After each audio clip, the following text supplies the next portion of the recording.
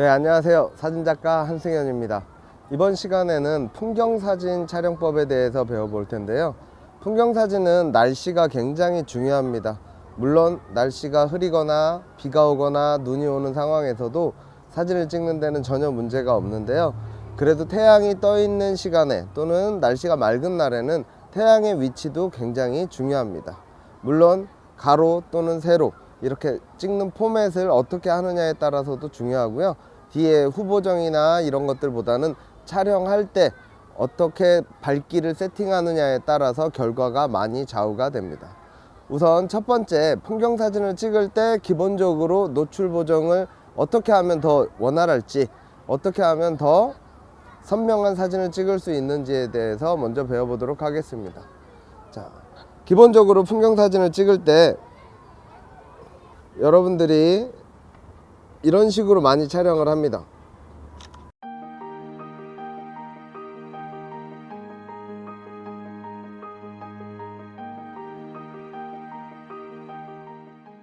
네, 왼쪽 공간이 좀 비어 있기도 하고요. 그리고 오른쪽 공간에 메인을 보통 많이 넣어서 촬영하는데 이 길이나 이런 것들은 오히려 풍경을 감상하는데 좀 방해가 되는 경우가 많이 있습니다. 그렇기 때문에 저는 웬만하면 풍경사진을 찍을 때 길은 최소한으로 나오고 주위의 환경이 더 많이 나오는 걸 추천드립니다. 자, 예를 들어서 이렇게 이 나무를 사진을 촬영을 한다면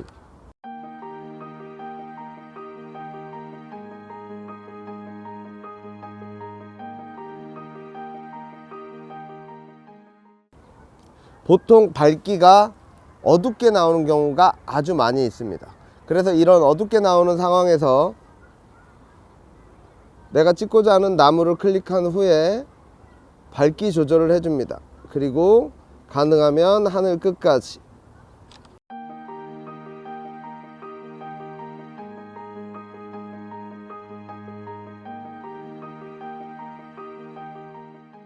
나오게 촬영을 해주시고요. 근데 내가 이때 좀 더 길게, 핸드폰의 크기가 큰 만큼 더 긴 포맷도 가능하지 않을까? 물론 기능에 있습니다. 왼쪽 좌측 상단에 보면 전체 화면으로 보기 기능이 있는데요. 이 전체 화면 보기 기능으로 하면 나무를 좀 더 길쭉하게,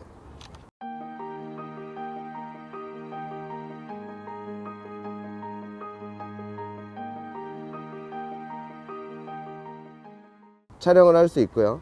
또는 가로로 촬영을 한다고 하면 길을 이렇게 나오게 촬영하는 것이 아니라 길을 최소한으로 나오게 해서 터치를 한 후에 밝기를 조절하고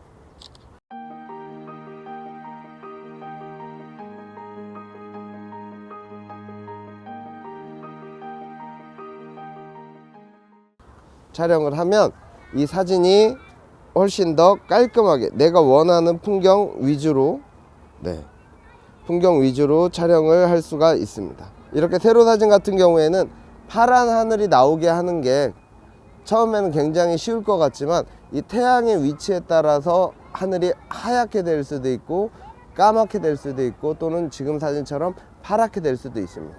그럼 태양이 가장 파랗게 나오는 경우가 어떤 경우냐? 풍경 사진을 내가 찍는 방향을 바라봤을 때 태양이 풍경적으로 직접 비춰주는 방향이 중요합니다. 즉, 이 나무가 피사체라고 했을 때 태양이 직접 나무로 향해서 비치는 정면광이라고 있습니다. 그래서 이 태양을 바라볼 때 또는 풍경 사진을 찍을 때 어떠한 조명 조건이냐에 따라서 결과물이 굉장히 많이 달라집니다. 그래서 보통 여러분들이 사진을 찍을 때 대다수의 경우에는 정면광이나 사광을 활용하는 게 훨씬 더 좋습니다. 그럼 역광이나 반역광은 언제 사용하면 좋으냐?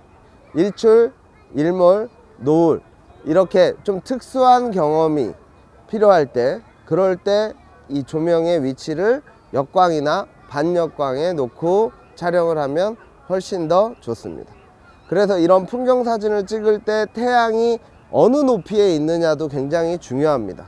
그래서 한여름이나 좀 햇빛이 뜨거운 지금같이 봄 같은 경우보다는 가을 또는 겨울의 풍경 사진이 훨씬 더 많이 촬영을 하고 더 좋은 조건을 가지고 있습니다.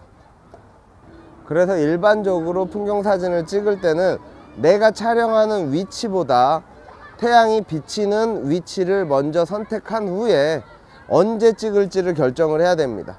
예를 들어서 태양이 높은 여름 같은 경우에는 11시나 1시 사이에는 태양이 너무 높게 있어서 그림자가 위에서 아래로 생깁니다.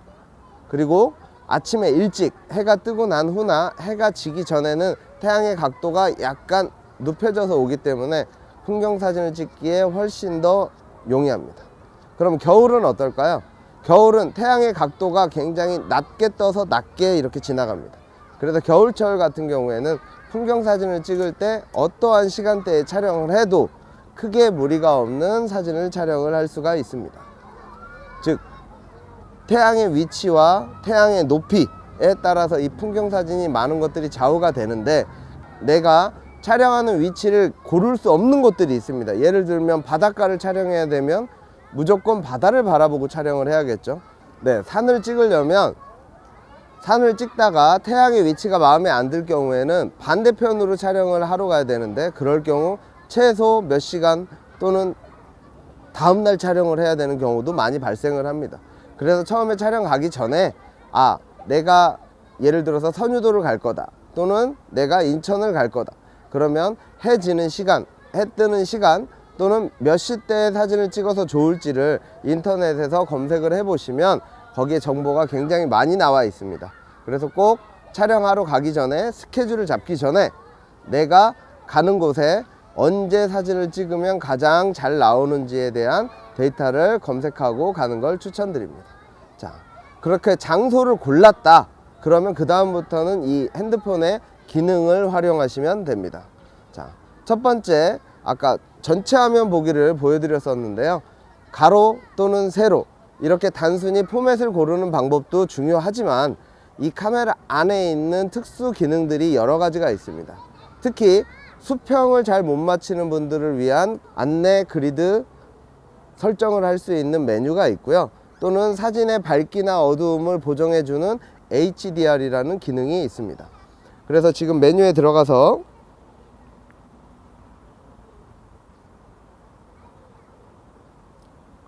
보면 HDR이라고 있죠. 이 HDR 기능은 전면 카메라와 후면 카메라가 각각 설정을 해도 되는 그런 기종들도 있기 때문에 전면과 후면을 둘 다 해놓는 게 좋습니다. 네. 자동으로 바꾸고요.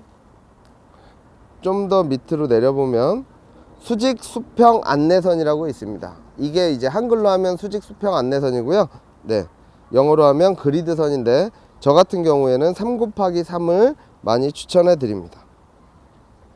자, 그 다음에 해외여행을 가거나 국내 여행을 갔는데 내가 어떤 곳에 갔는지 그 위치를 정확하게 알고 싶은데 당장은 알 것 같지만 며칠만 지나도 생각이 안 나는 경우가 굉장히 많습니다. 그럴 때를 대비해서 위치 태그를 설정을 해 놓으면 내가 촬영한 곳에 대한 정보 또는 GPS 정보 이런 것들이 같이 사진에 저장이 되기 때문에 여러분들이 시간이 지난 다음에 컴퓨터나 이런 매체로 사진을 볼 때 이 정보도 같이 확인을 할 수가 있습니다.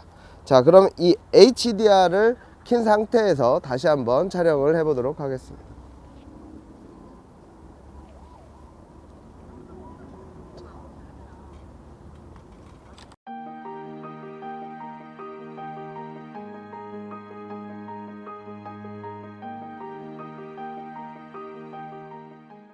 이 HDR 기능을 사용하면서 같이 노출 보정을 해주면 색깔이 더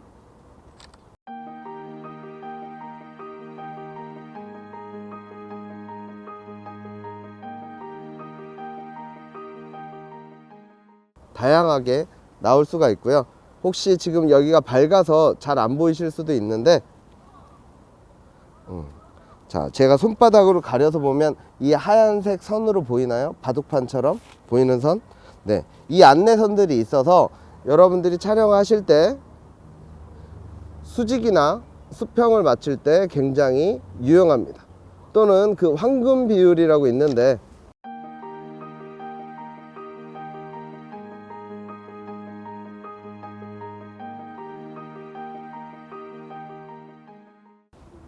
(1:1.618) 이라고 해서 화면을 세 분할로 나눠서 그 수직선 또는 수평선, 이 선이 만나는 지점에 피사체를 위치하고 찍으면 사람들이 굉장히 안정적으로 느낄 수가 있습니다. 그래서 이 황금 분할을 이용하기에도 이 안내 그리드 선이 있다면, 또는 수직 수평 안내선이 있다면 훨씬 더 선명하고 훨씬 더 안정적인 앵글과 프레임을 가질 수가 있습니다. 그래서 여러분들이 사진을 찍을 때 첫 번째로 중요한 게 태양의 위치가 제일 중요하고요. 두 번째는 밝기. 어떤 경우 일출이나 일몰 때는 어둡게 하는 게 좋고요. 이렇게 대낮에 파란 하늘을 찍고 싶을 때도 어둡게 하는 게 좋습니다. 반대로 똑같은 나무를 촬영을 하더라도 나뭇잎이나 또는 이렇게 밝아 보이고 투명해 보이는 느낌, 또는 꽃을 포함한 풍경, 이런 것들을 촬영할 때는 노출 보정을 밝게 보정을 하는 걸 추천드립니다. 네. 자, 그러면 제가 아까 태양의 위치를 설명해 드린 것처럼 제가 그동안 촬영했던 이 방향대로 촬영을 하는 나무 사진과 태양의 위치가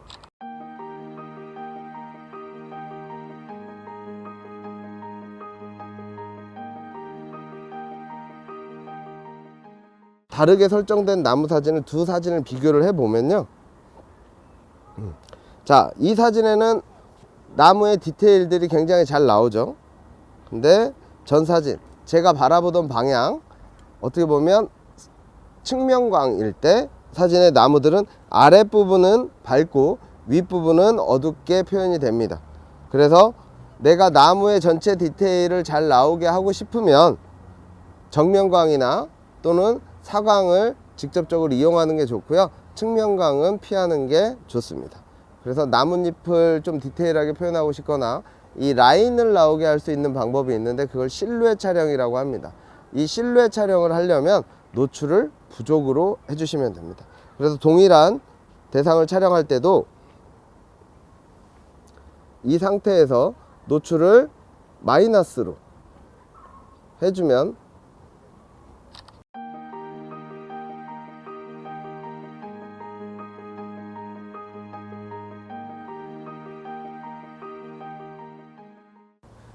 나무의 모습은 어둡게 나오는데 하늘은 파랗게 이렇게 촬영을 할 수 있게 됩니다. 그래서 인물 사진을 찍던 풍경 사진을 찍던 이 태양의 위치 또는 조명의 위치가 어디냐에 따라서도 달라지고요. 가로로 할지 세로로 할지, 그리고 밝기를 어둡게 할지 밝게 할지, 그리고 HDR을 사용할지 말지, 이런 것들을 여러분들이 각각 고르시면 됩니다. 앞서 말했던 촬영 시간이 굉장히 변수가 많이 있습니다. 그래서 여러분들이 촬영할 때 또는 외국 여행을 간다면 어떠한 지점, 내가 가는 코스가 몇 시에 가장 이쁘게 찍히는지를 알아볼 수 있는 방법이 있는데요. 해당 여행 사이트나 아니면 그 나라의 관광 홈페이지에 들어가면 촬영한 시간대 또는 언제 가장 여기가 이쁜지, 몇 시에 가면 좋은지, 이런 정보들을 검색해 볼 수가 있습니다. 예를 들면 해변 같은 경우에 선셋 비치가 돼 있거나 또는 노을을 바라볼 수 있는 공원이라거나 또는 산 정상에서 일출 또는 일몰을 볼 수 있는 곳이라던가, 이런 정보들은 다 해당 나라의 또는 지방자치 이런 관광 홈페이지에 모두 다 나와 있기 때문에 꼭 떠나시기 전에 검색을 생활화해 주시면 좋을 것 같습니다. 그래서 풍경사진은 초보자분들 경우에 가능하면 정면광이나 사광을 이용해 주시는 게 좋고요. 그러니까 똑같이 나무가 있거나 또는 산이 있거나 어떤 풍경이 있을 때 햇빛이 잘 비추는 곳을 찍는 걸 추천드립니다. 그래야 하늘이 더 파랗게 나오고요, 물도 더 맑게 나옵니다. 근데 내가 이제 좀 경험이 쌓였다, 또는 일출이나 일몰 이런 좀 특수한 상황의 풍경 사진을 같이 찍고 싶다, 이럴 때는 꼭 HDR 기능을 꼭 사용을 해 주시고요. 거기에 플러스 노출 보정 기능을 함께 사용하시면 더 좋은 사진, 더 좋은 풍경 사진을 남길 수 있습니다. 자, 여기에서 풍경 사진에 사람을 넣어서 찍고 싶을 경우 있죠. 그럴 때는 초점은 풍경에 맞추는 게 아니라 사람에 맞추면 훨씬 더 선명하고 아름다운 풍경 사진을 촬영할 수가 있습니다. 네, 풍경 사진에서 프레임을 어떻게 선택하느냐에 따라서도 많은 결과가 달라집니다. 처음에는 기본적으로 4:3 비율로 사진을 찍어보고 비율을 16:9로 바꾸고 또 1:1로 바꿔서 이 세 가지를 동일한 피사체를 대상으로 세 가지가 어떠한 변화가 있는지를 보여드리도록 하겠습니다. 자, 처음 기본적으로 4:3 비율로 세팅을 하고요.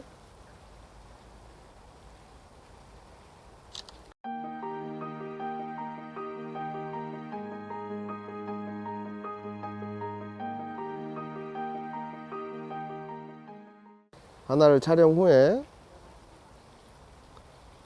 사진 크기를 16:9로 세팅을 하고, 네, 16:9로 세팅을 하면 저 뒤에 보이지 않던 것까지 같이 보이게 되죠. 이래서 밝기 조절을 하고,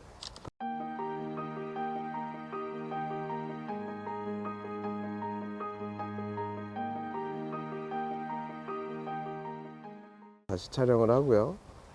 다시 이번엔 1:1 정방향으로 세팅을 하고, 터치를 해서 밝기를 조절할 때는 어두운 데다가 선택을 하면 사진이 밝아지고요, 밝은 데다 선택을 하면 사진이 어둡게 됩니다. 그래서 내가 좀 어두운 느낌, 이 그림자 느낌이 원한다 그러면 밝은 배경 쪽에 터치를 하고,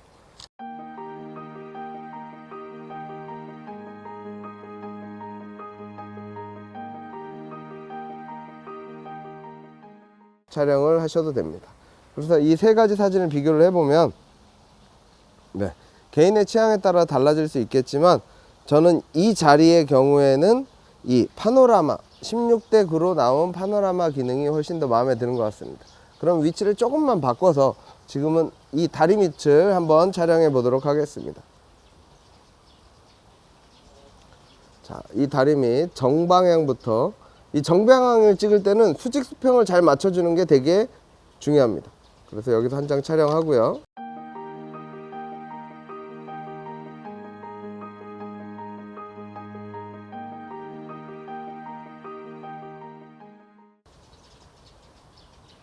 그 다음 16:9 16:9로 가까운 곳에 초점을 맞추는 게 더 좋습니다. 그리고 사진이 좀 밝기 때문에 좀 어둡게 하도록 하겠습니다. 네. 그림자와 이런 것들을 좀 강조해서 수직 수평을 맞춰서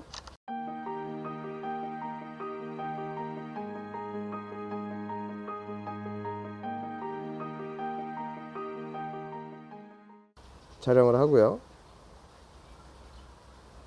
가장 일반적인 4:3 비율로 해서 바닥이 좀 안 나오게 터치를 한 후에 조금 어둡게 하고,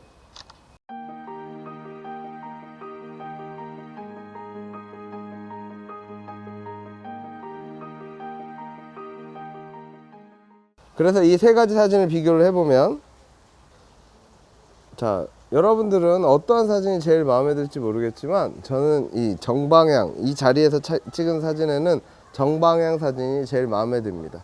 이런 것처럼 이 프레임은 내가 원하는 또는 개인의 취향에 따라서 자유롭게 선택을 하실 수가 있는데요. 그래서 이 풍경 사진들에는 조명의 위치도 중요하고 각도도 중요하고 여러 가지들 중요한 게 아주 많지만, 똑같은 장소를 가도 어떠한 프레임으로 찍느냐에 따라서 결과가 많이 달라집니다. 그래서 저희가 촬영했던 동일한 대상을 다시 한번 촬영을 해보면 높이를 이번엔 다르게 해서 촬영해 보도록 하겠습니다. 예를 들면 위에서 아래로 그림자에 좀 중심을 둬서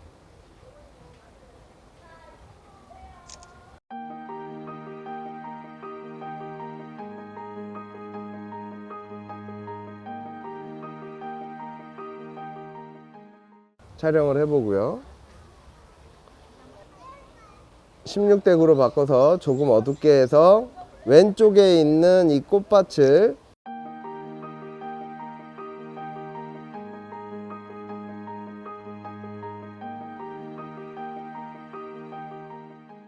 좀 더 강조를 해주고요. 자, 1:1 비율로 해서 이 빛이 비치는 이곳을 조금만 확대해서 강조해서 보여주면 더 이쁠 것 같아요.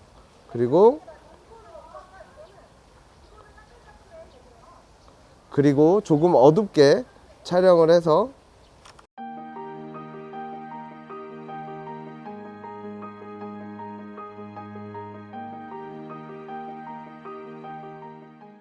지금 보시고 있는 이 사진처럼 숲속에 빛이 비치는 것처럼 촬영을 하실 수도 있습니다. 물론 숲이나 이런 도심에서 태양이 어떻게 들어오느냐에 따라서 빛이 어떻게 비춰지느냐에 따라서 결과물들은 아주 많이 달라질 수가 있는데요. 특히 이런 그늘에서 촬영을 하실 때 빛이 좀 모자라거나 흔들리는 것 같다면 프로 모드에 들어가셔서 ISO를 높이 올리는 것도 추천해 드립니다. 프로 모드가 뭔지 잘 궁금하신 분들은 그 카메라의 기능을 설명하는 부분에 잘 나와 있으니까 다시 한번 참조해 주시기 바랍니다. 네. 그래서 지금까지 이 풍경 사진에서 찍는 프레임에 대해서 설명을 해 드렸는데요. 이 프레임은 기본적으로 높이와 어떠한 각도로 찍느냐, 즉 각도는 앵글에 따라서 달라진다. 이 앵글은 각도다. 즉 각도와 앵글은 같다라고 생각을 해주시면 돼요. 물론 제가 설명을 할 때 각도 얘기도 하고 앵글 얘기도 하는데, 앵글은 높이에 따라서 구별이 됩니다. 위에서 아래로 찍으면 하이, 아래에서 위로 찍으면 로우. 그 다음 각도는 얼마나 넓게 찍느냐에 따라서 이 각도를 따로 설명해 주기도 합니다. 그래서 여러분들이 사진을 촬영하실 때, 풍경 사진을 찍을 때 찍는 위치, 태양의 위치 또는 프레임을 어떠한 프레임으로 할지, 정사각형으로 할지 직사각형으로 할지 또는 파노라마로 할지를 선택을 하시면 더 깔끔하고 재밌는 사진을 촬영하실 수가 있습니다. 네, 지금까지 풍경 사진에 대해서 배워봤는데요. 여러분들이 꼭 날짜를 잡기 전에 일기예보를 미리 확인해서 해가 뜨는지 또는 비가 내리는지 바람이 부는지 이런 것들을 확인하신 다음에 특히 복장을 신경을 써서 나가야 됩니다. 저의 경우 날씨를 잘못 알고 가서 굉장히 춥게 찍었던 경험과 또는 굉장히 덥게 찍었던 경험이 아주 많아요. 물론 일기예보를 100% 신뢰할 수는 없지만 그래도 가능하면 준비하고 가시는 게 촬영할 때 훨씬 더 큰 도움이 됩니다. 자, 그럼 날씨가 좋을 때는 언제나 카메라가 곁에 있기를 기대합니다. 감사합니다.